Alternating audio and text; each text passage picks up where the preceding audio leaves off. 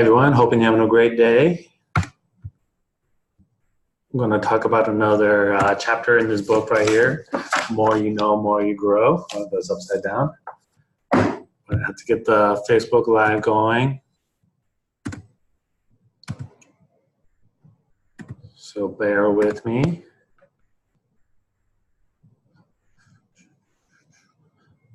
Well, today we're going to talk about how every decision you make should be based on value. And hopefully the iPad works today because I can use that.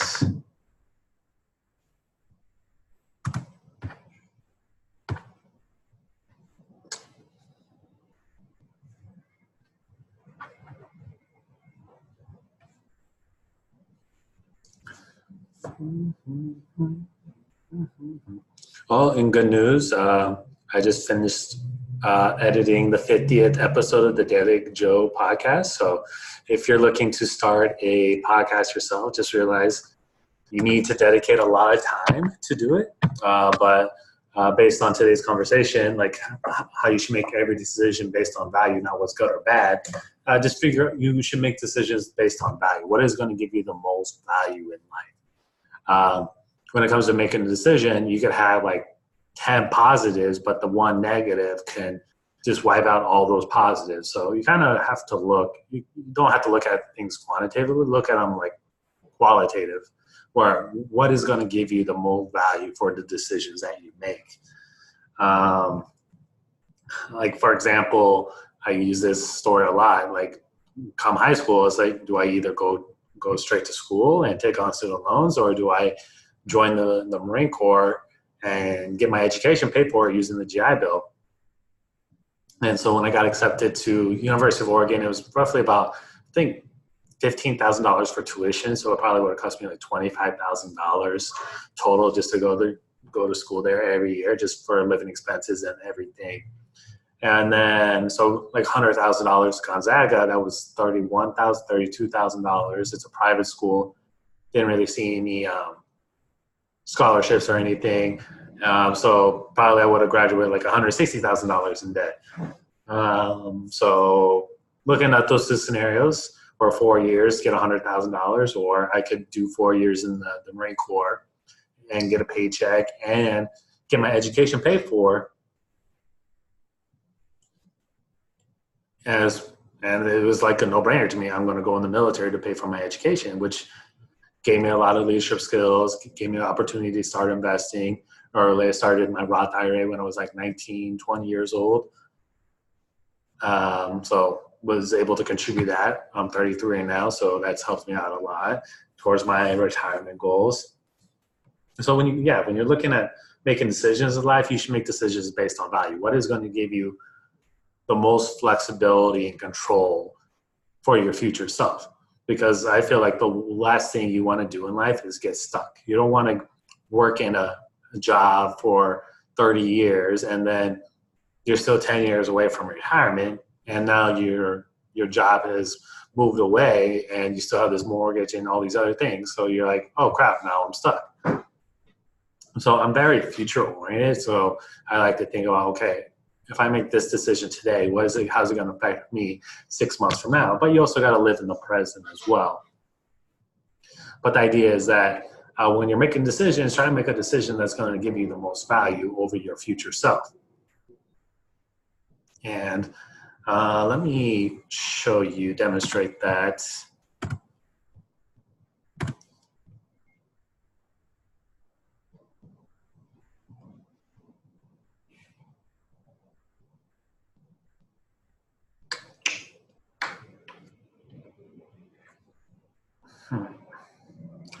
Still not working.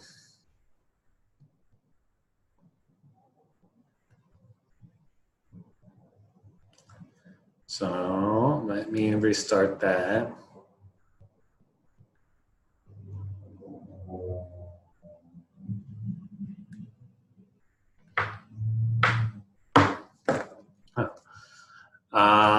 Okay, well, that's restarting. Let me stop sharing my iPad. But let's just say you have two opportunities. Both give you the same same pay, same benefits, same network. So when it comes to like choosing between the two, I would say choose the one that's going to be the most challenging, most difficult one, because that is going to give you new skills that you can implement in with your future self than just doing something that's comfortable. So like you should always do something that's a little bit uncomfortable, going to push you outside your comfort zone, because that's where you're going to start seeing growth. And so by doing that thing that's uncomfortable, you're going to gain more confidence, you're going to gain more skills, and you're just going to give yourself more flexibility, control over your future self.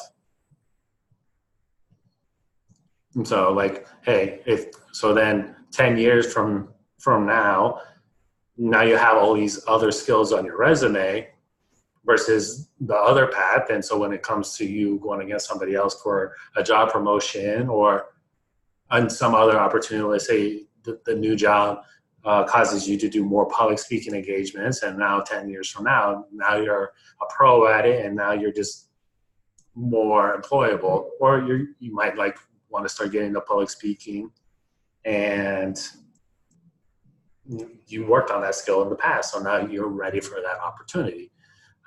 Was it success is when preparation meets opportunity? So when you're prepared, when an opportunity arrives and you're not prepared for it, then it's just going to pass you by.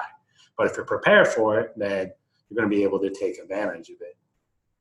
And so like by not having any student loan debt, it really helped me take advantage. Like I could just move to DC. I could go start my own business because I don't have to worry about paying those student loan debts or student loan payments.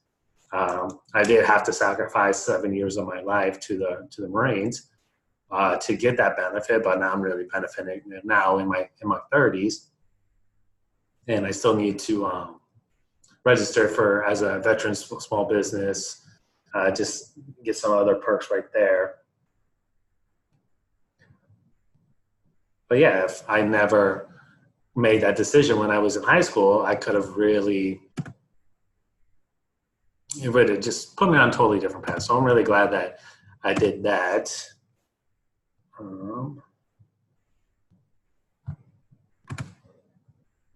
Maybe I'm just the wrong Wi-Fi. Hold on.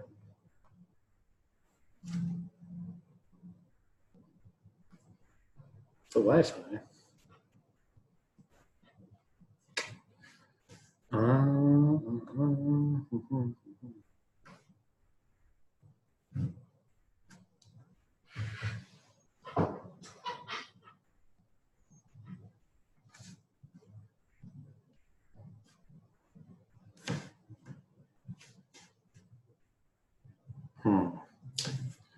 Not sure why that's not working.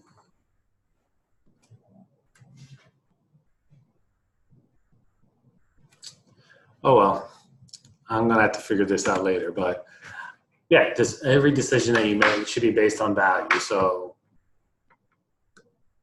and if you have a decision where you have to make two of the same decisions, where like it's kind of equal, try to do the one that's going to be more challenging, more difficult. That's going to make you do more uncomfortable things, just because it's just going to help you down the road.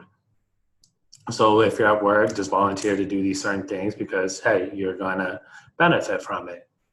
And then that's if you have the time. You kind of have to look at your schedule and see what is valuable to you. But like anytime there's a skill available for me to learn, I'm going to go learn it because it's real for the most part, because it's really just going to help me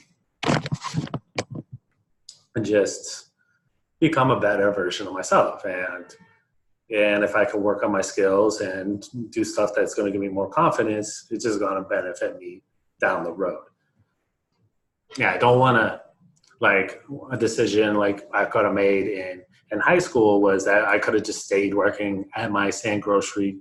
I was a grocery bagger in high school during my last year, and I could have just chose to stay there, worked as a cashier, I'd stay in my small town, but like it wouldn't have given me these same benefits that I'm enjoying right now. And it's really amazing what you can accomplish in life the more you challenge yourself, because you realize like, hey, I did that and now I can do this other thing.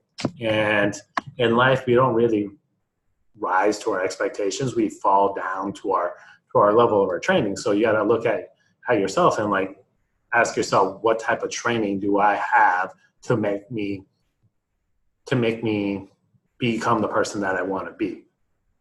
Yeah, it's I don't know, kind of to me, kind of simple. But the idea is like, when you're making decisions in your day, make decisions that are gonna give you the most value over your future self. So that like for me, that means I work out, I read, I write in my journal the 3 things I'm grateful for. I take cold showers, make sure I get enough sleep, and because all those decisions are going to give me more flexibility, control over my future self. Because if I neglect my health, then what is going to happen is I might have a hip replacement, a knee replacement. I might have like diabetes. I might have high cholesterol, and that's just all things that could really affect me and my standard of living. And I don't want to be restricted by something, by the poor choices that I made in the past. And I have a degree in public health, so I studied all this. I was a personal trainer. So I realized, like, you look at these things, like you see it right here at your 20s, 30s, and by the time you're in your 60s and 70s, all those decisions you made in your 20s and 30s really takes a toll on your future self. And you want to be proud to be your future self. You don't want to be envious of that person. And so that's why I make decisions on that. That's why I make decisions to when it comes to business, I make decisions that are going to give me the most value, because I only have 24 hours in a day. So if I spend all my time on like dollar activities, $10 activities, $15 activities, it's really not going to propel my life forward. And you just have to realize when your day is filled with decisions. Some decisions you just do automatically. Some decisions are more intentional or require more effort. But the idea is like the better you are at making decisions, the better off you're going to be in life. And that's what this book is basically all about. Is like, how can I make better decisions in my life to help me with getting better relationships, getting better personal finances, getting a better career, getting better outcomes for your health. Just start you thinking and just like, okay, how can I make better decisions? Like, this book doesn't have all the answers, but it gives you a great start to start finding other answers and exploring the world. And if you just want more daily tips, you make sure to get my podcast, Your Daily Cup of Joe. Another exciting thing here at Grow with Joe is I recently just got my financial planning permit. So now I can start seeing people for financial planning. So if you're interested in getting a financial consultation, just reach out to me at info@growwithjoe, or just send me a message here on the Facebook page, and we can set up a consultation, a 15-minute consultation, to say, okay, just see where you want to go over your goals, see where you're working at, and just see what you want to accomplish.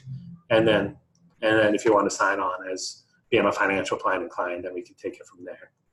But yeah, hope today was a good session. And to summarize it, just make sure that when you're making decisions, make decisions based on value. What is going to give you the most flexibility and control over your future self? So when you're making a pros and cons list, don't look at the numbers. Look at how each pro and con gives a certain value, and choose the one that's going to give you the most value. You might have to say no, because that one negative is not worth all the pros, or that one pro can outweigh all those negatives. So you just got to look at it. And that's something I help people as well here at Grow with Joe with the one-on-one coaching. So hope you enjoy the rest of your day, everyone, and take care. And I'll be here tomorrow, roughly about 3:30. Take care.